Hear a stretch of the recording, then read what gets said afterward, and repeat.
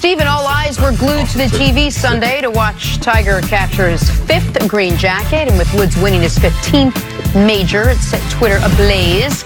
Just about everybody chiming in on Sunday, with Serena Williams tweeting, "I am literally in tears watching Tiger Woods. This is greatness like no other.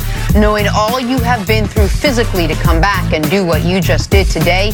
Wow, congrats a million times. I am so inspired. Thank you, buddy." Patrick Mahomes sent out, "Can't believe it, man," Tiger emoji. Less words, but equal in emotion. Steph Curry adding, "Greatest comeback story in sports. Congrats, Tiger Woods. Let me hold one of those 5 jackets one time." Kobe praised Tiger with celebration emojis, and LeBron added, "I salute you, Tiger Woods. Hashtag inspired." Where's everybody that was killing him? Oh. Where's all the posts? Don't worry about our shows after us. There's people after us that they've been killing them. So we'll see what they have to say. Yeah, because a lot of people was killing him and saying all this about him. Oh, yeah. The minor setback for the major comeback, Tiger. Great job. Nice. Bro. Really fun to watch. All-time greatest, with respect to Ben Hogan, the greatest comeback in golf history and one of the greatest in sports history. I thought you was going to jump on Tiger Woods set the world ablaze yesterday, because, yeah, blazing was going on, too. Oh, yeah, I was doing that while he was blazing. You set him up, see? Steven will knock him down. Yep. That's what we call putting it at the rim. At the rim. Back to the playoffs now. Pacers Celtics game 1. Kyrie Irving scoring 20 points to go along with 7 assists. Boston rallied after halftime to hold the Pacers to just 29 points in the second half. Celtics take this one 84-74. Here's Kyrie on battling back for the big win. To be in a dogfight like that, and I don't know, did we score 90 points? No. So, and I've been in a few playoff games where I've been on both ends, but, that's where the really gritty individuals make their mark. And, just the focus level on the game plan really comes to an ultimate level, and we depend on each other that much more. And when you're in the trenches like that, just continue to get stops, and you always are in the game, no matter what. In the playoffs, you're always in the game. Any run at home, on the road, you're always in the game if you keep playing the right way and just keep trusting it. Stephen, for weeks we've been talking about a switch the Celtics were going to have to really turn in order for them to play playoff basketball, because the inconsistency wasn't seemingly working for them. It's why they ended up in the 4th seed. What did the Celtics prove in their game 1 win? Inconsistency, that's definitely what everybody was thinking about. But one thing about it, we got to understand, this team made it to the East Conference Finals without Kyrie. Kyrie is one of the best closers in the game right now. Coming together, you seen last night, it's just the beginning of the playoffs, but you see what this team can be. I love the way Kyrie's playing. I texted him last night, told him, you built for this moment. You lead this team and continue to lead the right way. I think this team is going to do great in the playoffs. Also, it's a great matchup for them, because they were very inconsistent during the regular season.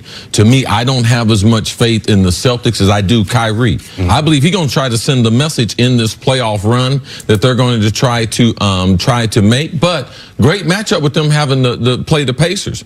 Victor Oladipo being out for the season, him not being there, they don't have anyone that can challenge Kyrie. So for me, I like how he stayed with it. He didn't have a great game, but he played within the game, made shots, made the smart play, and look at his overall body language in the press conference. To me, was the most impressive thing. Talked about the team, talking about being involved in the game plan, consumed by the game plan, talked about his overall playoff experience, sometimes being low scoring, sometimes high scoring. I like that, because he sounded like a mature basketball player with playoff experience, with a lot of young guys playing around him. So for me, I was really impressed with that press conference, more so than the basketball that I saw against the Pacers. Credit to the Boston Celtics. The first half, they scored the fewest points they've scored in a half since early November.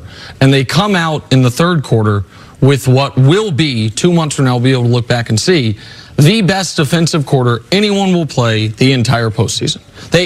Indiana made 2 baskets in the second quarter, or in the third quarter. 2. They scored 8 points. Like, Boston scored, there were 16 teams that played this weekend. Boston scored 15th most points and won a game by 10 because their defense was so outstanding in the second half. Yeah, there were missed shots by Indiana, but that was great defensive possessions. Indiana having to take contested shots late in the shot clock. This was Boston, who played really poorly in the first half. They were lucky to be knocked down by more than 7 at halftime, came out in the second half and played a bully brand of basketball where it was going to be first one to 90 wins, and no one got there. It ended up being first one to 80 wins. confidence, because this would have been a terrible loss for the Celtics.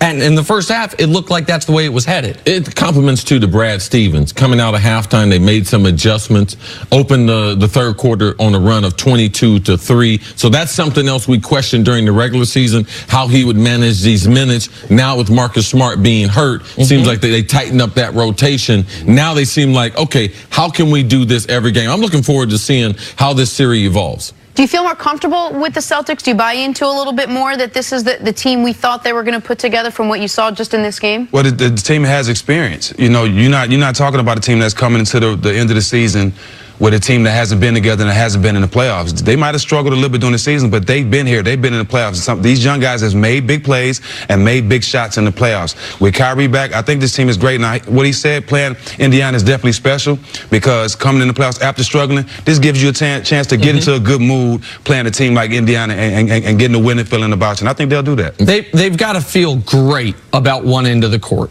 On the offensive end, I mean, C mentioned it. Kyrie was 6-17 and was their best offensive player. Jason Tatum was the only guy on the Celtics shoot over 50% from the field. Like, both teams offensively, this looked like it was a 1993 Knicks Heat game where it was just a rock fight. So neither team feels good about how they played offensively. But this would have been, if the Celtics had lost this game, and at halftime it looked like they were going to, it'd have been a disaster. And so they got away with one, and they did it because they locked in and played as well as they have all year on the defensive end. Is a rock fight when people just throw rocks at each other? Yeah, but people use it for low-scoring, physical basketball. It's a hard fight, and having Kyrie and Rozier out there, I like that. I like that tandem. Coming up, Steven, stick around. Should the Warriors be worried about a hot Rockets team? That's next on First Things First. What were the other options on what a